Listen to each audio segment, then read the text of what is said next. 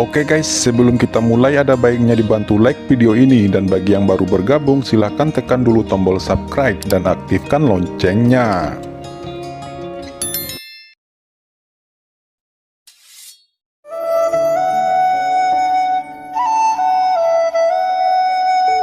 Ketiganya dengan cepat terbang menuju kota kekaisaran dinasti Tianluo dan menghilang ke langit. Di kota pedang iblis, melihat token kehidupan Su Fenghuang telah pecah, raungan keras bergema untuk waktu yang lama. Leluhur sekte pedang iblis berkata, "Periksa, biarkan aku memeriksanya segera. Bagaimana Su Feng bisa mati? Itu pasti ada hubungannya dengan kincen itu. Saya akan menghancurkannya menjadi ribuan keping." Kincen secara alami tidak tahu apa yang terjadi di sekte pedang iblis. Bahkan jika dia tahu, dia tidak akan peduli. Selama dia tiba di Piltdown City, sekte pedang iblis tidak akan bisa langsung membunuhnya. Tentu saja dengan statusnya saat ini, jika sekte pedang iblis ingin bertindak, Papiliun Pil mungkin tidak akan dapat melindunginya. Lagi pula dia hanya orang luar, jadi dia memutuskan bahwa hal pertama kali yang harus dilakukan setelah sampai di Piltdown City adalah mengikuti penilaian Raja Obat tingkat 7. Begitu mereka sampai di saluran teleportasi ke kota Dandau, sebuah suara keras terdengar. Semuanya datang ke sini untuk membayar. Setiap orang membayar 50.000 batu asli kelas menengah untuk membeli token identitas. Hanya dengan token identitas ini Anda dapat tinggal di kota ini selama setengah tahun. Ingat, simpan token identitas Anda di kota Dandau. Siapapun yang ditemukan tanpa token akan dihukum berat. Nanggongli tiba-tiba berseru, "Token identitas apa-apaan ini? 50.000 batu asli kelas menengah hanya untuk sebuah token identitas. Ini adalah perampokan." Seorang penjaga di samping menunjukkan wajah dingin dan berkata, "Jika kamu tidak mau membayar, segera putar balik. Tidak ada yang memaksamu memasuki kota Dandau ini." Kincen mengerutkan kening. Meskipun Nanggongli mengatakan sesuatu yang salah, seharusnya penjaga itu tidak perlu bersikap buruk seperti itu. Zhu Qingfeng berkata sambil tersenyum, "Saudaraku, teman saya ini datang ke kota Dandau untuk pertama kalinya. Dia tidak tahu aturannya, jadi tolong dimaafkan." Penjaga itu melirik Nanggongli dan berkata, Sudah jelas pertama kali datang ke sini, kamu masih berani bicara omong kosong. Apakah kamu pikir kamu berada di pedesaan? Lain kali berhati-hatilah dengan nyawamu, anjing." Wajah Nanggongli membiru. Kincen berkata, "Teman saya baru saja tidak sengaja mengatakan hal yang salah. Yang mulia, terlalu berlebihan kan?" Kincen menyipitkan matanya.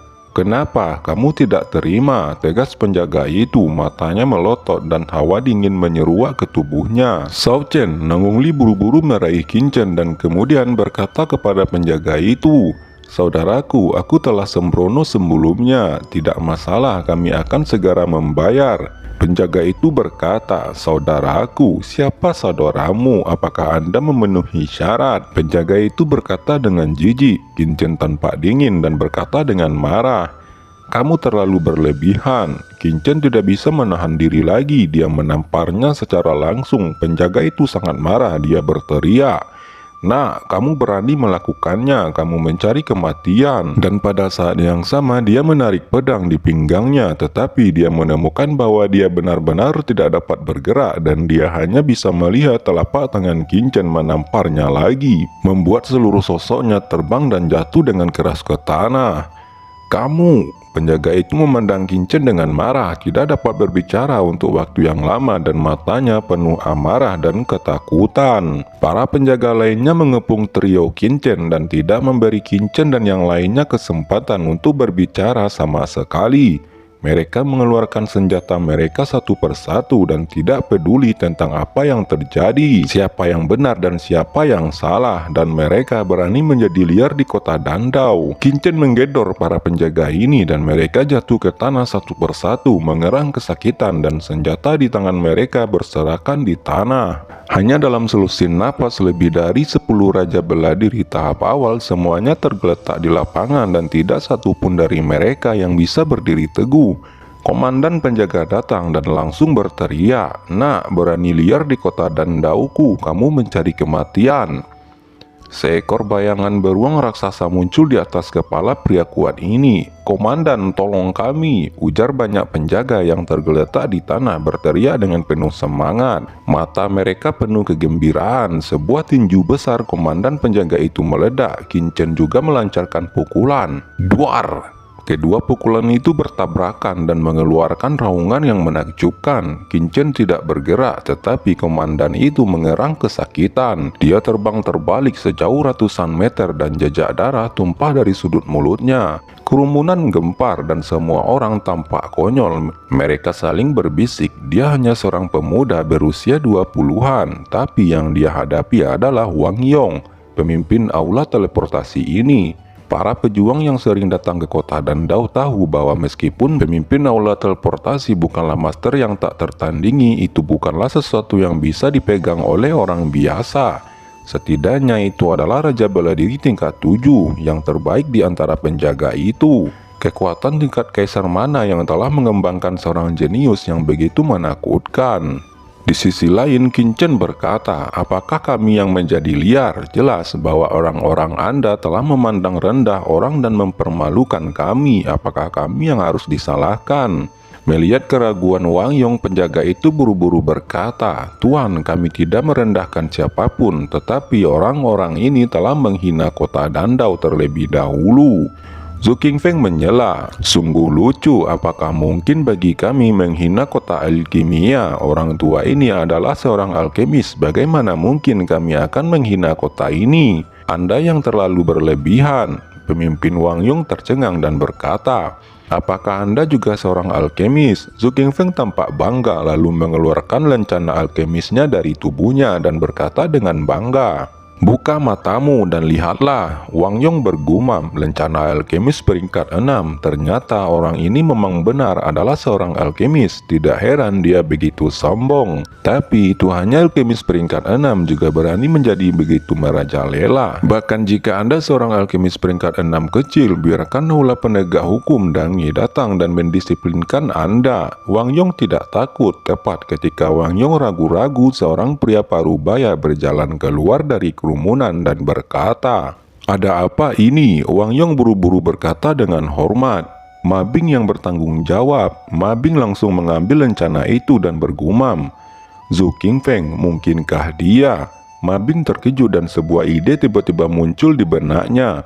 "Lancang, bagaimana kamu melakukan tugas? Sudah berapa kali aku mengatakannya, kita bertanggung jawab untuk melindungi ketertiban umum di saluran teleportasi, untuk melindungi reputasi kota Dandau. Tapi bagaimana dengan sikapmu ini? Siapa yang telah menghina Tuan Zuo barusan? Segera minta maaf." Wang Yong dan para penjaga itu terlihat gemetar. Mereka berkata, "Tuan, maaf, kami tidak memiliki mata dan tidak mengenal Tuan sebelumnya. Dan kami telah menyinggung beberapa tuan dan saya meminta tuan untuk dapat memaafkan kami." Zhu Qingfeng mengerutkan kening dan berkata dengan dingin, "Lupakan, bangun, kamu juga membela reputasi kota Dandau, tetapi kamu tidak bisa gegabah di masa depan." Ma Bing berjalan ke depan sambil tersenyum dan berkata kepada Zhu Qingfeng, "Tuan Zuo, ini adalah kesalahpahaman, semuanya hanya salah paham. Saya tidak ketat dalam memerintah, mohon maafkan saya, saudara Zuo, jangan dibawa ke hati." Zhu Qingfeng menggelengkan kepalanya dan segera mereka bertiga membayar 150.000 batu asli kelas menengah, menukarnya dengan token identitas dan mereka segera diteleportasi dari sana. Ketika mereka keluar dari saluran teleportasi, Qin Chen berkata, "Zhu Qingfeng, aku khawatir pria sebelumnya tidak memiliki niat baik." Zhu Qingfeng menoleh dan berkata, "Apa maksudmu, Shao Chen? Bukan apa-apa, apakah saya terlalu banyak berpikir atau tidak? Ini adalah memori kristal dari peristiwa sebelumnya. Jika Anda menyimpannya, itu mungkin berguna di masa depan." Qin Chen mengeluarkan bola kristal dari tubuhnya dan menyerahkannya ke Zhu Qingfeng. Zhu Qingfeng tersenyum pahit dan berkata, "Kalau begitu, ayo pergi. Aku akan membawamu ke rumah Zuoku dulu." Di bawah kepemimpinan Zhu Qingfeng, ketiganya segera datang ke sebuah rumah megah. Zhu Qingfeng tertawa, melangkah maju dan mengetuk pintu. Setelah sekian lama mengetuk pintu, tidak ada yang datang untuk membuka pintu. Tiba-tiba keraguan muncul di wajah Zhu Qingfeng. Dia berkata, "Mungkin saja anggota keluarga sibuk dengan bisnis." Sao Chen, Presiden Nanggong, tunggu sebentar, saya akan membuka formasi. Begitu formasi itu dibuka, seseorang berkata, kamu telah merusak formasi rumahku, apa kamu mencari kematian? Seorang pria kekar dengan tatapan dingin datang ke pintu dan menatap Zhu Qingfeng dan yang lainnya dengan dingin. Dia berkata lagi, siapa kalian? Siapa yang memberimu keberanian untuk membuka rumah ini? Zhu Qingfeng berkata dengan wajah dingin dan ekspresi marah, siapa? Anda bertanya siapa kami? Ini jelas merupakan kediaman keluarga Zuo saya. Siapa yang mulia dan mengapa Anda ada di sini? Pria kekar itu memandang Zhu Qingfeng dengan curiga dan berkata, rumah ini jelas telah dipinjamkan oleh temanku. Saya tidak tahu rumah ini milik keluarga siapa. Saya peringatkan Anda, jangan ganggu latihan saya. Beritahu aku dengan jelas bagaimana kamu bisa menempati rumah ini, tanya Zhu Qingfeng segera berkata dengan marah. Sombong, kamu mencari kematian, teriak pria kekar itu. Dia tidak tahan lagi. Duar, dua kekuatan mengerikan bertabrakan dalam kehampaan. Wajah Zhu Qingfeng menjadi pucat. Dia mundur hampir 10 langkah dan seteguk darah menyembur keluar dari mulutnya. Zhu Qingfeng menarik nafas dalam-dalam dan berkata dengan cemas, kamu ini siapa? Tidak hanya masuk tanpa izin ke rumah Zuoku, tetapi kamu juga berani melakukan sesuatu kepada aku. Itu tanpa hukum. Kaulah yang melanggar hukum, telah mengganggu kultivasi saya. Pria kekar bergegas ke depan dan dia datang ke Zhu Qingfeng dalam sekejap mata.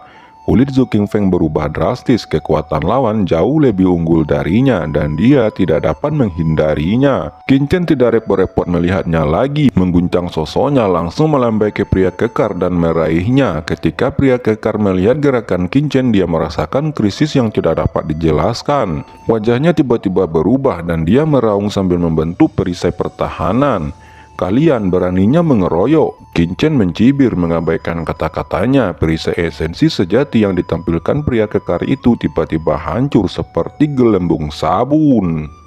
Anda, mata pria kekar itu membelalak ngeri. Sebelum dia sempat berbicara, duar. Qin Chen menamparnya dengan tamparan yang cepat dan darah menyembur keluar dari mulutnya. Qin Chen menatapnya dengan dingin dan berkata, mari kita bicarakan apa yang terjadi. Tuan, maaf, rumah besar ini benar-benar telah dipinjamkan kepadaku oleh seorang teman dari Pegadaian.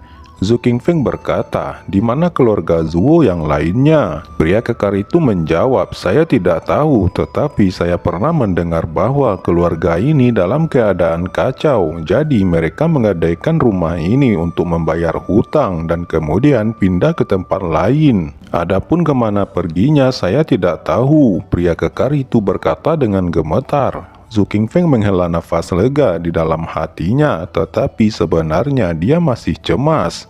Dia berkata, oke, karena kamu tidak tahu, lalu temanmu pasti tahu. Dari Pegadaian mana temanmu itu? Tanya Zhu Qingfeng berkata dengan muram. Dia bekerja di Pegadaian Xuan Yuan. Pria kekar itu berkata dengan tergesa-gesa, baiklah, Sao Chen, ayo pergi ke sana. Zhu Qingfeng berkata dengan cemas, dengan sedikit kepanikan dalam suaranya. Jelas dia sudah sedikit bingung dan dia berbalik dan hendak menyapu ke arah Pegadaian itu. Qin Chen melemparkan pria kekar itu dan berkata, Tuan Zuo, tenang dulu, kita akan pergi ke Pegadaian sekarang. Apakah menurutmu itu akan berguna? Belum lagi pihak lain mungkin tidak tahu kemana keluarga Anda pergi setelah pindah. Sikap Anda saat ini akan menyinggung orang di Pegadaian. Setelah Zhu Qingfeng kembali tenang, dia berkata dengan senyum masam, maaf, saya sedikit khawatir, tetapi saya tidak tahu harus berbuat apa sekarang. Jika tidak ada masalah besar, mana mungkin rumah itu digadaikan. Tenang dulu, karena keluarga Anda juga menjalankan bisnis di kota Dandau. Tentunya Anda masih ingat di mana toko Anda berada. Kita akan pergi ke toko keluarga Zuo dulu untuk menemukan beberapa petunjuk. Jelas Qin Chen menenangkan. Namun saya pribadi masih tidak menyarankan Anda pergi ke keluarga Anda terlebih dahulu. Yang harus Anda lakukan sekarang adalah pergi ke Dan Papilion untuk sertifikasi lencana alkemis terlebih dahulu. Mengapa? Zhu Qingfeng menoleh dengan ragu. Qin Chen menjawab, aku ingat kamu pernah berkata bahwa tuanmu adalah Raja Obat Xuan Yi dari Papilion Pil Domain Surgawi Utara. Dan dia juga anggota berpangkat tinggi dari Paviliun Pil Dolmen Surga Utara. Dalam hal ini, bagaimana mungkin keluarga Anda bisa terpuruk sampai ke titik ini? Apa kau pernah memikirkan hal ini? Mata Zhu Qingfeng memadat. Dia merasa ada yang aneh. Qin Chen berkata lagi, jadi menurut dugaanku sesuatu pasti telah terjadi pada Paviliun Pil dan setelah kamu pergi, ini mungkin terkait dengan tuan Anda dan keluarga Zuo Anda dan ini telah menyebabkan keluarga Zuo Anda menjadi seperti ini. Bahkan jika Anda menemukan keluarga Anda sekarang, apakah Anda pikir Anda bisa mengubah ini? Lagi pula Anda hanya seorang alkemis tingkat 6, saya pikir itu akan sulit. Zhu Qingfeng juga sudah sangat tenang pada saat ini mendengar apa yang dikatakan Qin Chen. Hatinya tiba-tiba mengerti. Dia berkata, "Chen kecil, aku mengerti."